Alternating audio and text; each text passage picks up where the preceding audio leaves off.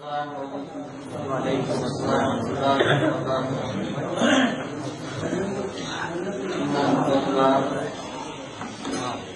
نحمده ونستعينه ونستغفره ونؤمن به ونتوكل عليه ونعوذ بالله من شرور انفسنا ومن سيئات اعمالنا من يهده الله فلا مضل له ومن يضلل فلا هادي له ونشهد ان لا اله الا الله وحده لا شريك له ونشهد ان محمدا عبده ورسوله اما بعد فان خير الحديث كتاب الله وخير الهدي هدي محمد صلى الله عليه وسلم وشر الامور محدثاتها وكل محدثه بدعه وكل بدعه ضلاله وكل ضلاله في النار فاعوذ بالله من الشيطان الرجيم بسم الله الرحمن الرحيم ان الصلاه تنهى عن الفحشاء والمنكر وقال النبي صلى الله عليه وسلم صلوا كما رايتموني اصلي.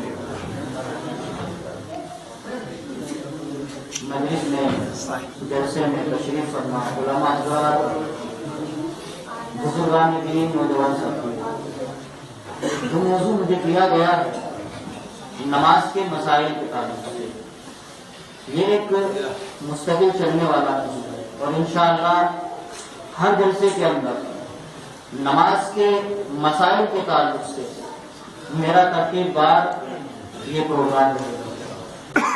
اصولاً بات تو یہ ہے جہاں نماز کے مسائل بیان کرنے ہیں اس سے پہلے طہارت کا مسئلہ، پاکی اور ناپاکی کا، اس کے بعد انسان نماز میں آتا ہے.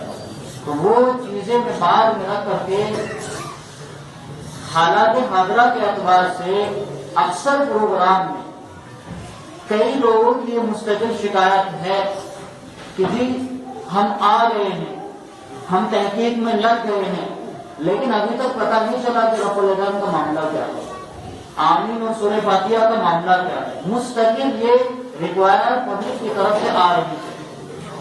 تو اسی چیز کو مد نظر رکھتے ہوئے پہلے میں 3 مسئلے آپ کے سامنے رکھوں گا، رفع الیدین کے تعلق سے، اس کے بعد سورہ فاتحہ کے تعلق سے اور آمین کے تعلق سے. پھر اس کے بعد میں سلسلہ وار طہارت سے لے کر کے اور نماز کے سارے مسائل اور نماز کے اندر کی دعائیں، بعد کی دعائیں اور اس کے ارکان کی ساری چیزیں انشاءاللہ ترتیب بار آپ کے سامنے ہوں گی بلا کسی تمہید کے. مسئلہ ہے رفع الیدین کا. میرے بھائیوں یہ بھی ایک بڑا ضخیم موضوع ہے. اتنی سب تمام حدیثیں ہیں، اتنا سب محدثین کے اعمال موجود ہیں، ان کی ضمانتیں موجود ہیں، صحابہ کی ضمانتیں موجود ہیں، قرآن کے حوالے موجود ہیں، تفسیرات موجود ہیں.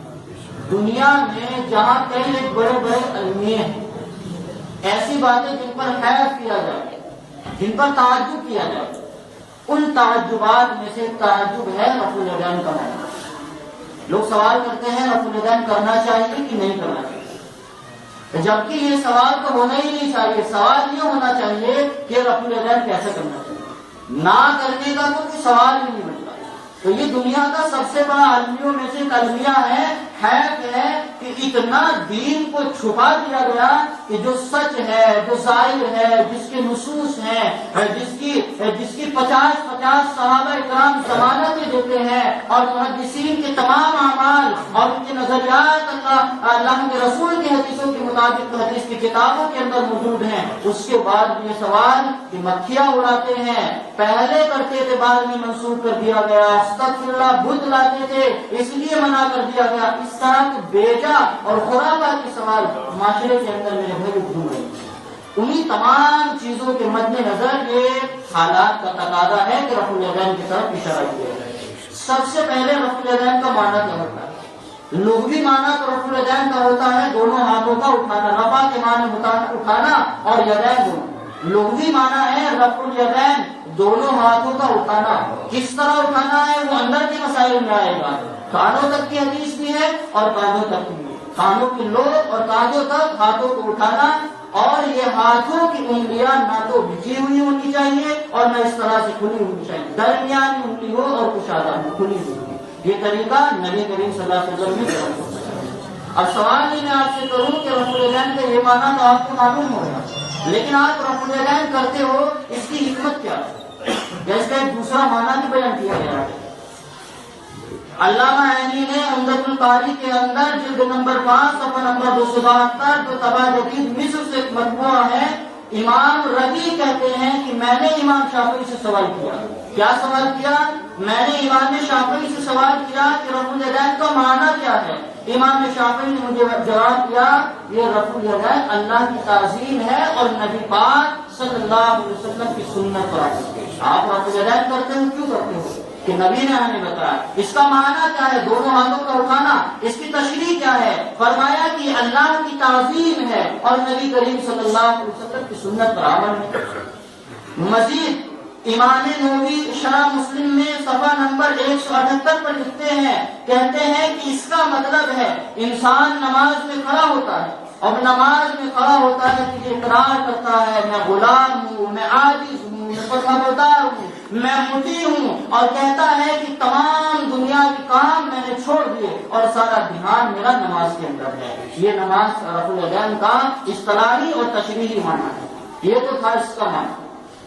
اس کے بعد سیدھی وہ حدیث کہ رفع الیدین کرتے ہیں نماز میں ایک رکعت میں 2 مرتبہ، رکوع جاتے وقت اور رکوع سے سر اٹھاتے وقت، اور ایک مرتبہ ہوتا ہے 2 رکعت پڑھنے کے بعد رفع الیدین کرنا، نبی کریم صلی اللہ علیہ وسلم سے صحیح حدیث سے ثابت ہے۔ یعنی 4 رکعت کی نماز میں 3 مرتبہ، ایک رکعت میں 2 مرتبہ، اور 2 رکعت پڑھنے کے بعد جب آپ کھڑے ہوتے تھے تو رفع الیدین کرتے تھے۔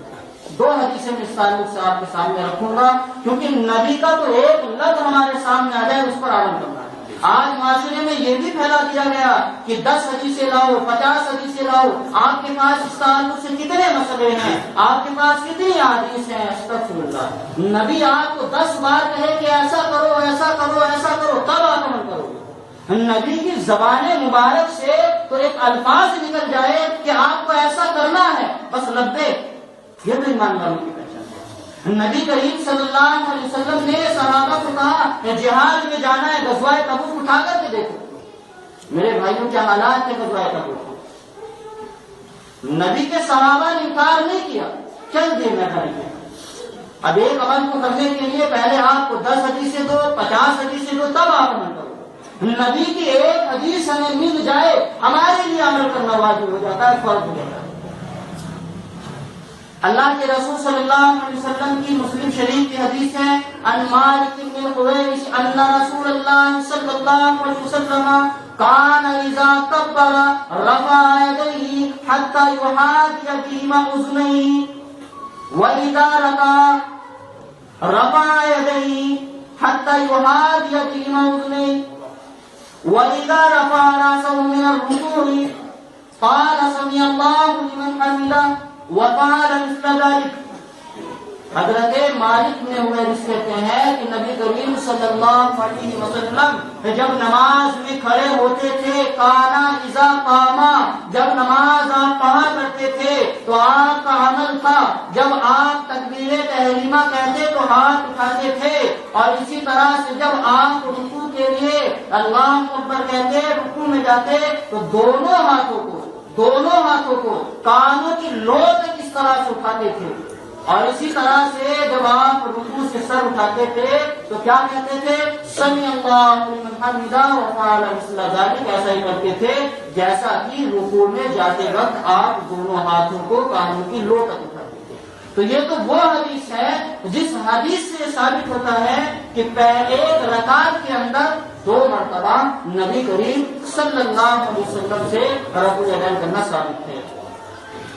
اور یہ مسلم کے اندر حدیث نمبر 865 ہے، ابو داؤد کے اندر بھی ہے، نسائی کے اندر بھی ہے، یہ حدیث تینوں حدیث کی کتابوں کے اندر بھی ہے۔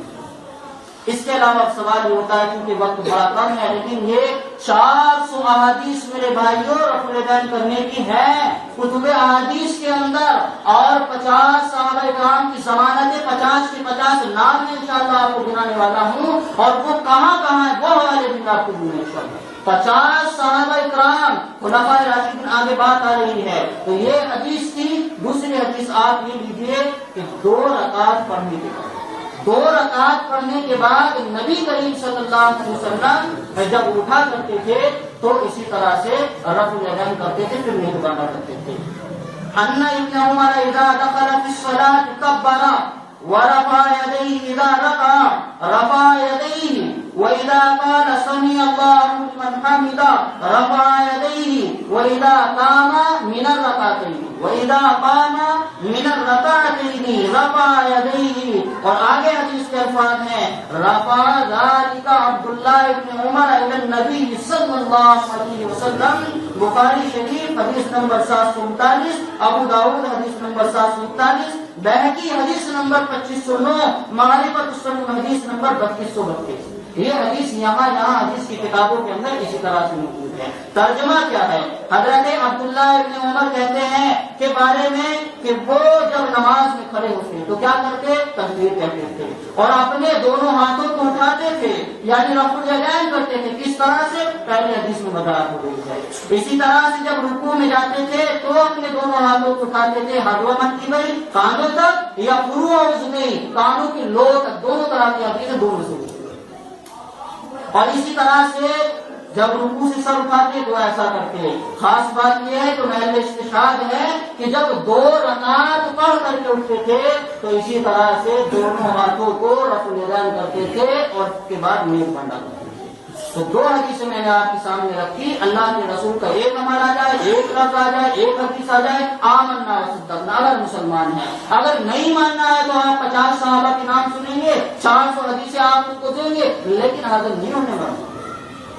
آپ فقہ کی کتابوں سے حوالے دے دے، امام ابو حنیفہ رحمۃ اللہ علیہ کا حوالہ دے دے، عبداللہ ابن مبارک کا حوالہ دے دے، عطا ابن رباح کا حوالہ دے دے، علی ابن مدینی کا حوالہ دے دے، لیکن بات مانی نہیں جائے گی.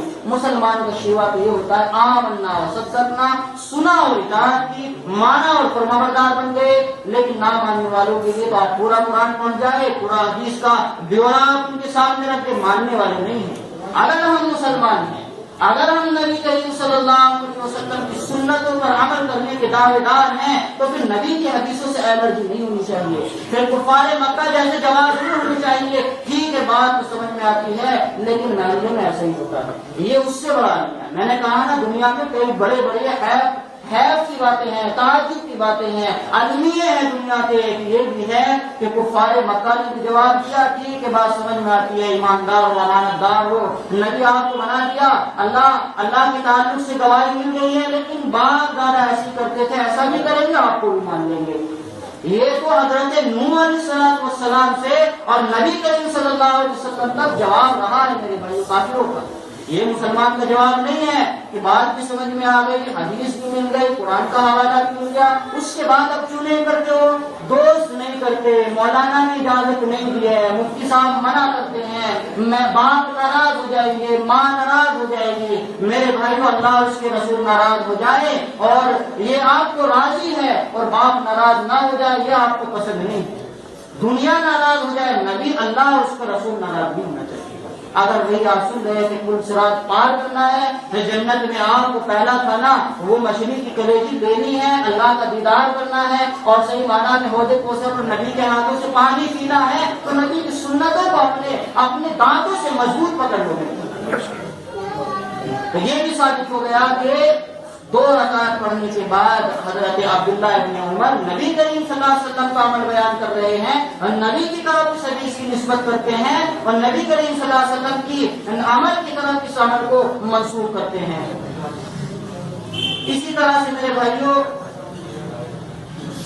اگلا پہلو جو ہے، میں نے آپ کو کہا رفع الیدین کرنے کی 2 حدیثیں رکھی، جہاں جہاں ہوتا ہے وہ میں نے آپ کو بیان کر دیا. اس کے علاوہ میں اب آپ کو وہ نام دوں گا جن صحابہ اکرام سے رفع الیدین کی احادیث موجود ہیں. مولانا عبدالعزیز محدث رحیم آبادی اپنی کتاب حسن البیان کے صفحہ نمبر 62 پر لکھتے ہیں، علامہ سلطانی شرح محطہ میں لکھتے ہیں، کیا کہتے ہیں کہ وہ کہتے ہیں کہ امام بخاری نے جز رفع الیدین کے اندر کہا ہے صحابہ وہ جنہوں نے رفع الیدین کی حدیثوں کو ذکر کیا ہے 17 صحابہ ہیں. امام حاکم اور امام ابن مندہ کہتے ہیں کہ جن احادیث کے راویوں میں، یعنی رفع الیدین کی حدیث بیان کرنے والے راویوں میں عشرہ مبشرہ ہیں. اور اسی طریقے سے شیخ ابو الفضل حافظ کہتے ہیں کہ اسی طرح سے ان راویوں کی تعداد 50 تک پہنچ جاتی ہے. اللہ اسی طرح سے علامہ سلوکی جز السلوکی کے اندر فرماتے ہیں کہ امام بخاری نے جز رفع الیدین کے اندر، امام ترمذی نے اپنی ترمذی کے صفحہ نمبر 64 پر، شاہ اسماعیل شہید نے تنویر العینین کے اندر، التاریخ الممجد میں عبد الحی حنفی نے، امام بہقی نے بہقی شریف کے اندر یہ حوالے نقل کیے ہیں۔ یہ 50 صحابہ کرام کا تذکرہ یعنی جو حدیث بیان کرتے کہاں کہاں موجود ہے، یہ وہ حوالے میں نے آپ کو دیے ہیں جن صحابہ کے نام میں اب آپ کو بتانے والا ہوں۔ ان صحابہ نے حدیث بیان کیے ہیں، یہ حدیث آپ کو کہاں کہاں ملے گی۔ میرے بھائیو خاص بات یہ ہے کہ وہ صحابہ جو رفع الیدین کی حدیثیں بیان کرتے ہیں، عجیب و غریب سوال پیدا کیے جاتے ہیں کہ آپ بدری صحابہ دکھاؤ، آپ احدی صحابہ دکھاؤ، آپ آزادی صحابہ دکھاؤ، آپ بڑے صحابہ سے روایت دکھاؤ، چھوٹے صحابہ سے روایت دکھاؤ۔ میرے بھائی یہ ہمارا اصول نہیں ہے کہ وہ چھوٹے صحابی ہیں وہ بڑے صحابی ہیں۔ نبی کی حدیث بیان کرنے میں سارے صحابہ کو ہم ایک زمرے میں شامل کرتے ہیں۔ نبی کی حدیث اگر کوئی ادنا سے ادنا عمر کے اعتبار سے صحابی ہمیں بیان کرتا ہے اور وہ حدیث صحیح ہمیں مل جاتی ہے، آمنا و صدقنا، عمر کے اعتبار سے، فضائل کے اعتبار سے، ان کی فضیلتوں کے اعتبار سے، ان کے مناقب کے اعتبار سے درجہ ضرور حدیث کے اندر موجود ہے، لیکن آپ ایسے ہی چھوٹے اور بڑے ان کو قرار دیے۔ ہمارا یہ اصول حدیث نہیں ہے، یہ علماء یہ محدثین کا اصول نہیں ہے، یہ سلف صالحین کا منہج نہیں ہے۔ عمر کے اعتبار سے تو ہے، لیکن حدیث اگر کسی صحابی نے وہ عمر کے اعتبار سے ادنا ہے، کم سے کم ہے، نبی کی صحیح حدیث ہمیں بیان کرتی ہے تو ہمارے لیے واجب العمل ہے، ہمارے لیے ضروری ہے ہم اس پر عمل کریں، یہ ہمارے یہاں تقریب نہیں ہے۔ تو ان کے اندر تو سب سے بڑے خلفائے راشدین شامل ہیں، اللہ اکبر، حضرت ابو بکر صدیق، حضرت عمر فاروق، حضرت عثمان غنی، حضرت علی کرم اللہ وجہ سے یہ روایتیں موجود ہیں میرے بھائی۔ اور ان 4 خلفائے راشدین سے مختلف حدیث الگ الگ بھی مروی ہیں، مختلف روایتوں کے اندر، بہقی کے اندر، دارقطنی کے اندر، اسی طرح سے اور میں اگلے بیان میں انشاءاللہ ان خلفائے راشدین سے حدیثیں کہاں اور کس کتاب میں، حوالہ نمبر کیا ہے، صفحہ نمبر کیا، انشاءاللہ آپ کو دوں گا۔ آگے نام سنیں، عشرۂ مبشرہ میں 4 خلفائے راشدین ہیں، حضرت ابو طلحہ، سعد بن وقاص، زبیر بن عوام، عبداللہ بن عمر،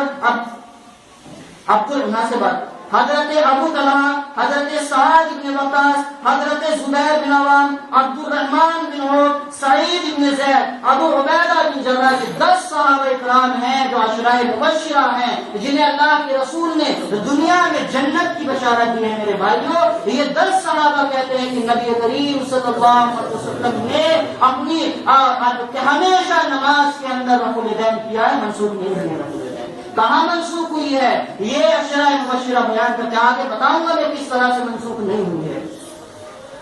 اسی طرح سے آگے نام سنیے اور سنتے جائیے، حضرت عبداللہ ابن عمر، حضرت عبداللہ ابن عباس، حضرت عبداللہ ابن زبیر، حضرت عبداللہ ابن جابر، حضرت عبداللہ ابن عمر، حضرت حسن، حضرت حسین، ابی ابن کعب، حضرت ابو موسیٰ اشعری، حضرت عبداللہ ابن مسعود، حضرت ابو ہریرہ، حضرت ام دردہ، حضرت اعرابی ابو حمیل الساعدی، حضرت ابو قتادہ، حضرت ابو سعید خدری، حضرت ابو مسعود انصاری، حضرت بریرہ بن خصیب، براء بن عازب، حضرت بریرہ، جابر بن عبداللہ، حکم بن عمیر، زید بن ثابت، زیاد بن حارث، سہیل بن سعد، سلیمان بن یسار، سلمان فارسی، عمر قریشی، عدی بن عجلان، حضرت اما عائشہ صدیقہ، عمر بن عاص، عمار بن یاسر، عقبہ بن عامر، مالک بن حویرث، معاذ بن جبل، محمد بن مسلمہ، ابو حسین، انس بن مالک، وائل بن حجر، حضرت ابو دردہ۔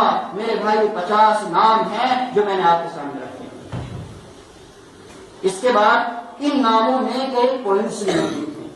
حضرت مالک بن حویرث کی میں نے حدیث پڑھی تھی، میں نے مالک بن حویرث حدیث اس لیے پڑھی تھی میرے بھائیوں، نبی کریم صلی اللہ علیہ وسلم کی وفات سے لگ بھگ 6 مہینے پہلے یہ مسلمان ہوئے ہیں، حالت اسلام میں آئے ہیں میرے بھائیوں۔ نبی کریم صلی اللہ علیہ وسلم کی وفات سے لگ بھگ 6 مہینے پہلے، اب تک تو منسوخ نہیں ہوئی۔ یہ تو ثابت ہو گیا، یہ مسلم شریف کے حوالے سے میں نے حدیث آپ کے سامنے رکھی، یہ بات طے شدہ ہے کہ مالک ابن حویرث نبی کریم صلی اللہ علیہ وسلم کی وفات سے لگ بھگ 6 مہینے پہلے مسلمان ہوئے ہیں، اور حدیث بیان کر رہے ہیں رفع الیدین، یعنی اب تک تو منسوخ نہیں ہوئی۔ اس کے بعد میں آپ کو بتاؤں وائل ابن حجر کے تعلق سے، میرے بھائیوں وائل ابن حجر کے تعلق سے جہاں بات کی جائے تو حدیث کی کتابوں میں ان کے 3 اسفار کا ذکر ملتا ہے، یعنی نبی کریم صلی اللہ علیہ وسلم کے پاس انہوں نے اپنے قبائل سے سفر کیا اور نبی کے پاس آئے۔ پہلا سفر آپ نے کیا اپنے قبائل کے ساتھ، اپنے قبیلوں کے چند لوگوں کے ساتھ، اور اللہ کے رسول کے پاس آ کر کے اسلام قبول کیا، مشرف با اسلام ہوئے۔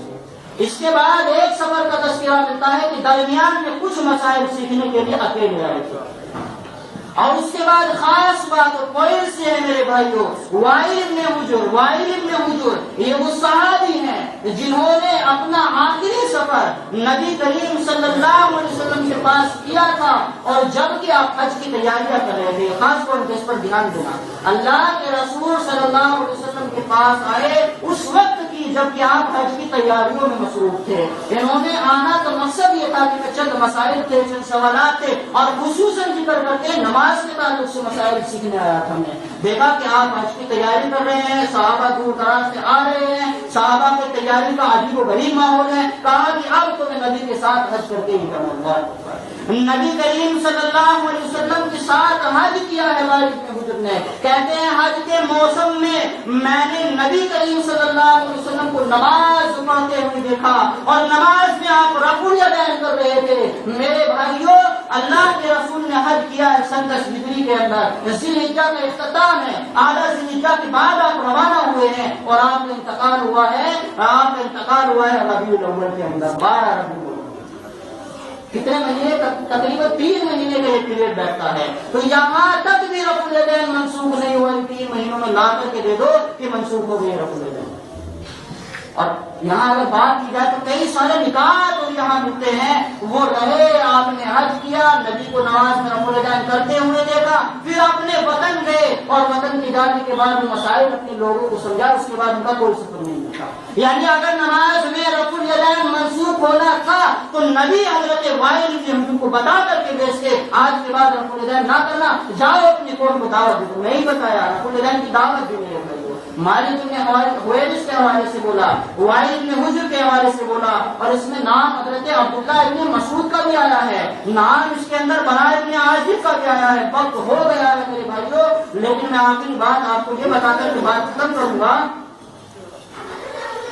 کہ حضرت عبداللہ ابن مسعود سے نہ کرنے کی حدیث تو کہنا نہیں چاہیے، جب ثابت نہیں ہوتا حدیث کیسے ہوئی، ان کا اپنا عمل ہے، وہ بھی غیر صحیح۔ براء ابن عازب سے ہے وہ حدیث ہے، اس کے بارے میں کیا ہے اگلے خطبے میں انشاءاللہ، اور فقہ کے حوالے سے میں آپ کو دوں گا انشاءاللہ۔ اور اس کے بعد بس آخری بات میں آپ کو دے رہا ہوں کہ رفع الیدین کا معنی میں نے آپ کو بتایا، اس کی تشریح میں نے آپ کو بتائی، اور اس کے بعد رفع الیدین کر رہے ہیں، بات چلیے اتنی دیر سے رفع الیدین کرنا چاہیے، آخر اس کا فائدہ بینیفٹ ثواب کیا ہے؟ اس کا سوال حافظ ابن عبد البر حضرت عبداللہ ابن عمر سے روایت کرتے ہیں کہ رفع الیدین نماز کی زینت ہے، ہر ایک رفع الیدین پر 10 نیکیاں ملتی ہیں۔ یہ کیلکولیٹ آپ کو کرنا ہے، لیکن کہاں پر موجود ہے رفع الیدین کا ثواب؟ علامہ عینی عمدۃ القاری، یہ عمدۃ القاری کیا ہے؟ بخاری کی شرح ہے میرے بھائیوں، بخاری کی شرح ہے عمدۃ القاری، اور کرنے والے حنفی عالم ہیں۔ کیا کہتے ہیں جلد نمبر 5 صفحہ نمبر 272 پر؟ یہ تو جو میں نے بیان کیا ہے کہ حضرت عبداللہ ابن عمر بتاتے ہیں کہ رفع الیدین کرنا نماز کی زینت ہے، نماز کی خوبصورتیوں میں سے خوبصورتی ہے، اور اس کا ثواب ایک بار کرو گے تو 10 نیکیاں ملیں گی۔ اب آپ کیلکولیٹ کرو، میں نے کچھ لکھا ہے، دن رات میں 17 فرض ہیں، یعنی 400 نیکیاں ایک دن میں فرض کی بیٹھتی ہیں، اور 430 نیکیاں بیٹھتی ہیں۔ ایک مہینے کے فرض میں 12,900 نیکی بیٹھتی ہیں، ایک سال کے فرضوں میں 1.5 لاکھ سے زیادہ نیکی بیٹھتی ہے۔ تو فرضوں کے میرے بھائیوں سنت نوافل ہیں، آپ ایکسٹرا وضو کر کے، اور جو نوافل پڑھتے ہوا الگ ہے، شکرانے کی نماز الگ ہے میرے بھائیوں، تمام چیزیں ہیں۔ اتنا بڑا ثواب نہ کرنے والے کھو رہے ہیں، کیوں نہیں کرنا چاہیے؟ اچھا ایک آخری سوال یہ ہے، اگر نماز میں رفع الیدین جو لوگ کرتے ہیں ان کی نماز ہو جاتی ہے کہ نہیں ہوتی ہے؟ سب کا یہی جواب، نماز ہو جاتی ہے، اور نہ کرنے میں نماز کی زینت ہے، نماز کی ثواب میں کمی ہے؟ نماز، بلکہ میں وہ حوالہ بھول گیا، میں اگلی بار ڈھونڈ کے لاؤں گا انشاءاللہ۔ ایک حنفی عالم نے اپنی کتاب کے اندر لکھا ہے کہ رفع الیدین کی حدیث متواتر ہے، اور متواتر حدیث پر عمل کرنا سب کے یہاں واجب فرض ہے، اور جو متواتر حدیث کے انکار کرے وہ کافر ہے۔ میں نے نہیں، حنفی عالم نے کہا ہے، حوالہ کیا ہے اگلی بار دوں گا انشاءاللہ۔ تو میرے بھائیوں، یہ متواتر حدیث ہے، لوگ کہتے ہیں رفع الیدین کے بغیر بھی نماز ہو جاتی ہے۔ یہ حنفی عالم لکھ رہے ہیں کہ رفع الیدین متواتر حدیث سے چھوڑنے والا کافر ہو جاتا ہے۔ سوال یہ ہونا چاہیے کہ رفع الیدین کیسے کریں؟ اب یہ سوال مت کرنا کہ رفع الیدین کرنا ہے کہ نہیں کرنا، کرنا ہے، اور نہ کرنے کا تو کوئی سوال نہیں ہے۔ ابھی یہ سوال ہے، یہ ثبوت ہے، اور اس طرح عبد الحی لکھنوی جو ہے یہ بھی حنفیوں کے بڑے عالم ہیں، اور غالباً مجھے بھی کچھ اشارہ یاد آ رہا ہے، اگلی بار انشاءاللہ مدلل میں آپ کے سامنے رکھوں گا۔ تو یہ تمام باتیں تھی، یہ بڑا ذخیم موضوع ہے، بڑا اچھا موضوع ہے، کیونکہ ساری چیزوں کے ساتھ ساتھ نماز بھی ہماری ضروری ہے، نماز کے مسائل بھی۔ اللہ تبارک و تعالیٰ تمام باتوں پر ہم